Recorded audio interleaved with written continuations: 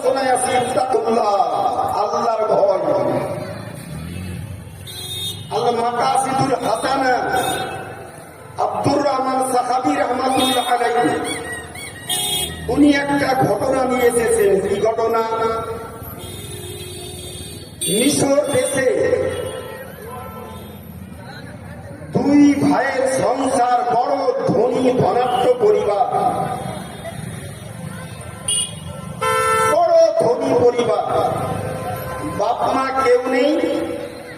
বড় ভাইয়ের বিয়ে হয়েছে 30 বছর পূর্বে, আর ছোট ভাইয়ের বিয়ে হয়েছে 25-26 বছর পূর্বে। ছোট ভাইয়ের 4খানা ছেলে মেয়ে, বড় ভাই বন্ধা কোন সন্তানাদি আসেনি। একদিনের কথা, ইত্তাকুল্লাহ, ভয়কে বোঝানোর জন্য ঘটনাটা নিয়ে এসেছেন আল্লামা আব্দুর রহমান সাহাবী রাহমাতুল্লাহ আলাইহি। আমি মুখরোচক কথা বলবো না, মানুষজন আমাকে ভালো বলুক, ভালো গল্প করি, ভালো ঠাট্টা করি, ভালো গান গাইতে পারি। আজকের দিনে কিছু কিছু বক্তা মোবাইল খুললে গায়ককে ফেল করে দিবে, এত সুন্দর গান গাইছে। মানুষজন আবার ওকেই ডাকছে 50,000 টাকা 1 লাখ টাকা দিয়ে। ইসলাম কত দূরে সরে গিয়েছে সেটা আল্লাহ জানছে, আমরাও দেখছি বর্তমান অবস্থার দিকে তাকিয়ে। বাবা জীবন, ইত্তাকুল্লাহ, ভয় করো আল্লাহকে। বড় ভাই 30 বছর পূর্বে বিয়ে হয়েছে, সন্তানাদি হয়নি। একদিন সন্ধ্যার সময় মনটা খারাপ করে বাড়ির বারান্দায় চুপচাপ বসে আছে। ছোট ভাইয়ের ছেলে মেয়ে বলছে, বড় আব্বা চলেন খাবার খেয়ে নেন। খাবো না, খুব রাগ। ছোট ভাই স্ত্রী বলছে, খাবার খেয়ে নেন। আপনি বাড়ির মালিক, খাবার খাবেন না কেন? খাবো না। ছোট ভাই বলছে, আপনি খাবেন না কেন? আপনার সঙ্গে আমার কোনো গন্ডগোল নাই, খাবারটা খাবেন না কেন? আজকে বড় ডাক্তারের কাছে গিয়েছিলাম, ডাক্তার বলেছে আমার স্ত্রীর আর বাচ্চা হওয়ার কোনো আশা নেই, আমার যখন সন্তানাদি কিছু হবে না, তোর সংসারে ভূতের মতো খেটেও লাভ না, খাবারও খাবো না, কাজও করবো না, তোর সংসার তুই কাজ করতে বেশি বেশি করে খা। মনটা হঠাৎ করে খারাপ, খুব রেগে চুপচাপ বসে আছে। কোন ডাক্তার দেখিয়েছো? কাকে চিকিৎসা করিয়েছো? বলে আমাদের দেশের অমক অমক অমক অমক সব ডাক্তার ফেল, আজকে অমকের কাছে গিয়েছিলাম।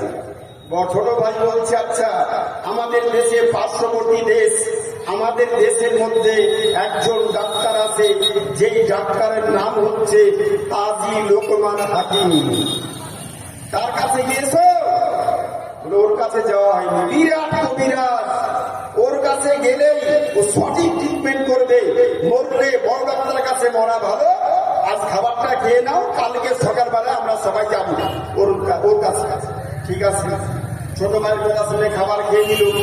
পরের দিন সকালবেলায় গাড়ি ঘোড়া ভাড়া করে, সুসজ্জিত পোশাক পরে, একবারে সকাল বলে লোকমান হাকিমের বাড়িতে গিয়ে হবে।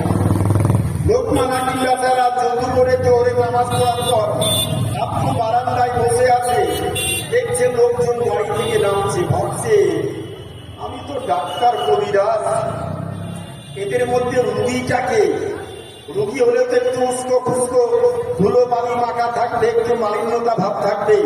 সবাই তো মনে মনে হচ্ছে বিয়ে বাড়ি, অনুষ্ঠান বাড়ির নামি দামি পোশাক পরে সব গাড়ি থেকে নামছে, এদের মধ্যে রুগীটা বাকে। উনি আশ্চর্য হচ্ছেন দেখি। গাড়ি বোধহয় কি ব্যাপার? আপনার কাছে এসছি, আপনি লোকমানকে বলে, হ্যাঁ কি ব্যাপার? বলে বড় বিপদে পড়ে আপনার কাছে এসছি হুজুর, আমার স্ত্রী 30 বছর বিয়ে হলো, সন্তানাদি হয়নি, আপনি একটু ভালো করে চিকিৎসা করেন যাতে আল্লাহ সন্তান একটা দান করেন। এত সম্পদ খাবে কে? লোকমান হাকিম চোখে মুখে তাকিয়ে, পরীক্ষা নিরীক্ষা না, চোখে মুখে তাকিয়ে বলতেন কার কি অসুখ হয়েছে আর কি ওষুধ লাগবে। উনি ভালো করে দুই দিকে তাকিয়ে বলছেন, বাবা রে, এমন সময়তে তুই লোকের চিকিৎসা করতে এসেছিস, আমি হিসাবপত্র করে দেখছি তোর স্ত্রী আর মাত্র 40 দিন বাঁচবে, 40 দিন পর মারা যাবে।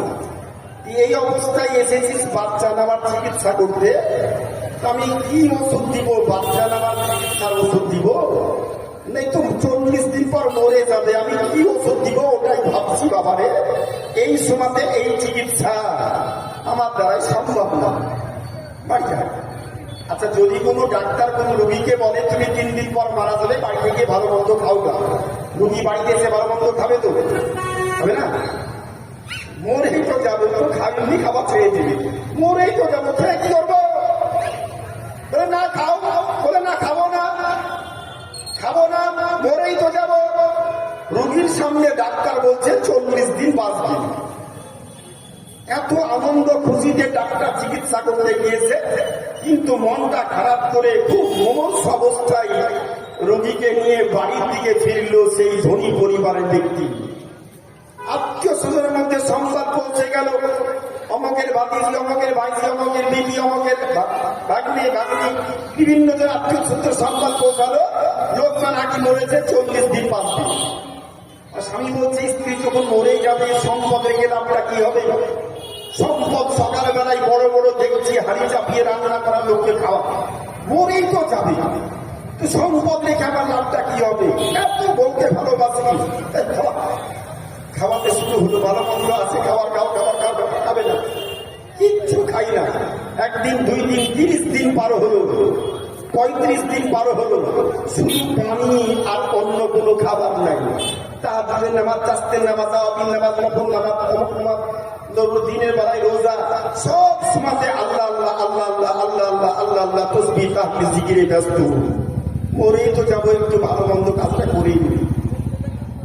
ঠিক 38 দিন পূর্ণ হলো, রোগীর চলাফেরার শক্তি নেই। 38 দিন খাবার খাইনি, রোগী চলতে পারে নাকি?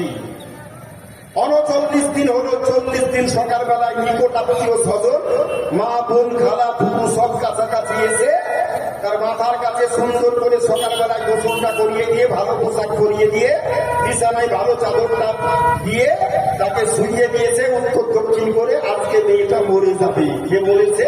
লোকমান হাকিম বলেছে মরে যাবে। গোল করে চতুর্দিকে সকল করে বসে আছে, চোখ বন্ধ, নিস্তব্ধ, নীরব। আগেই থেকে তো শরীর দুর্বল, একেবারে শেষ হয়ে গেছে, নাকি নাকি। গ্রামের মসজিদে জোহরের আজান চলছে, আত্মীয় জিজ্ঞেস করছে আফরোজা, তাকাচ্ছে মানে মরেনি, আবার চোখ বন্ধ। আসরের আজান হলো, বলছে আফরোজা, তাকাচ্ছে মরেনি। মাগরিবের আজান হলো, তাকাচ্ছে মরেনি। এসার আজান হলো, তাকাচ্ছে মরেনি। ব্যাপারটা কি? 40 দিনে মরবে লোকমান হাকিম বলেছে, 40 দিন হয়ে গেল, ওই মরল না। তাহলে 41 দিন হয়তো হিসাবের ভুল হতে পারে, কালকের দিনটা দেখা যায়। 41 দিন পার হলো, 42 দিন পার হলো, 43 দিন পার হলো। এবার তো একেবারে মাথায় শূন্য, কোন কাজ হলো? ডাক্তার বলেছে 40 দিনে মরে যাবে। এত ভালোবাসি স্ত্রীকে, আর ওর জন্য গোটা সম্পদ অর্ধেকের বেশি লোককে খাবার খাইয়ে শেষ করে দিলাম। 43 দিন হয়ে গেল, মরেনি, বড় বিপদ। এবার বাঁচলেই বড় বিপদ।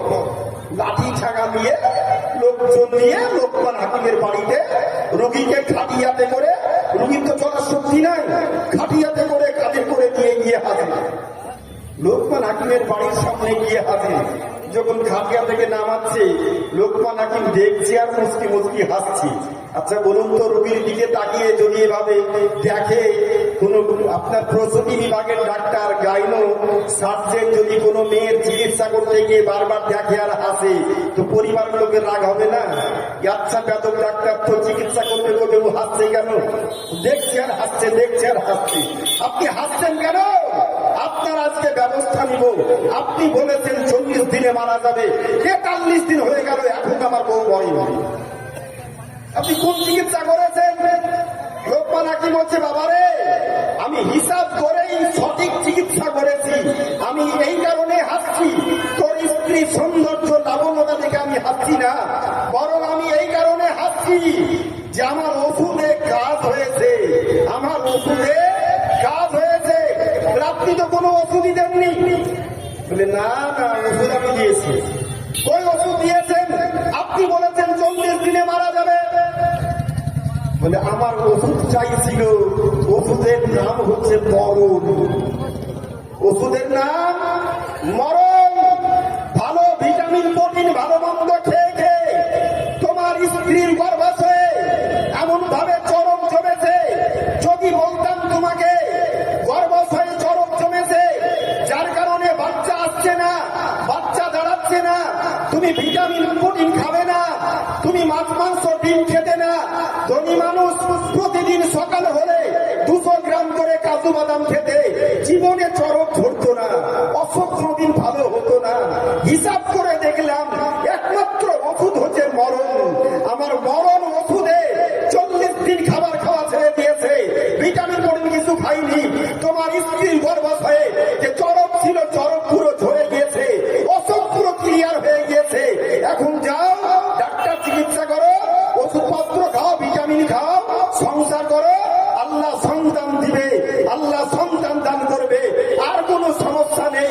আল্লাহ পাক বলেন ইত্তাকুল্লাহ